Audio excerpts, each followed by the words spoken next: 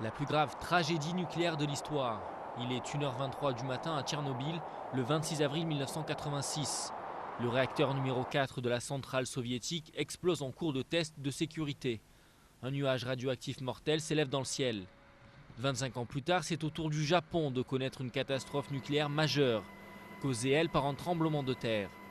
Un mois après le tsunami, la crise nucléaire est loin d'être réglée à Fukushima.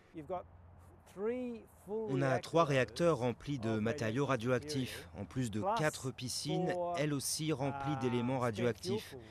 Alors qu'à Tchernobyl, il n'y avait qu'un seul réacteur. La quantité est donc bien plus importante.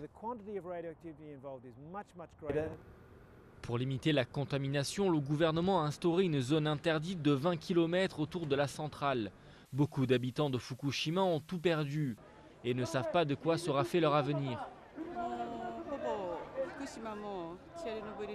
Moi, je crois qu'on est en train d'assister à un nouveau Tchernobyl.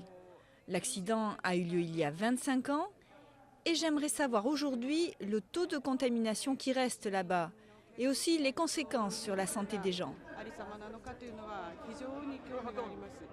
Ces conséquences, Pavel Vodichenko, lui, les connaît bien. En 1986, il vivait à moins de 200 km de Tchernobyl. Il a ensuite passé 20 ans à aider les victimes.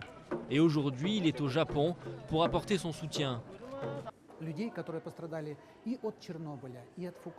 Les victimes de Tchernobyl et celles de Fukushima doivent travailler ensemble.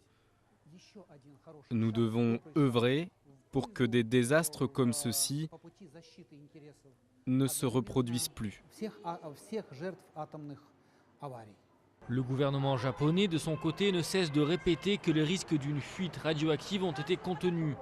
Des paroles qui ne suffisent pas, loin de là, à rassurer les Japonais qui se demandent pourquoi les leçons n'ont pas été tirées du passé.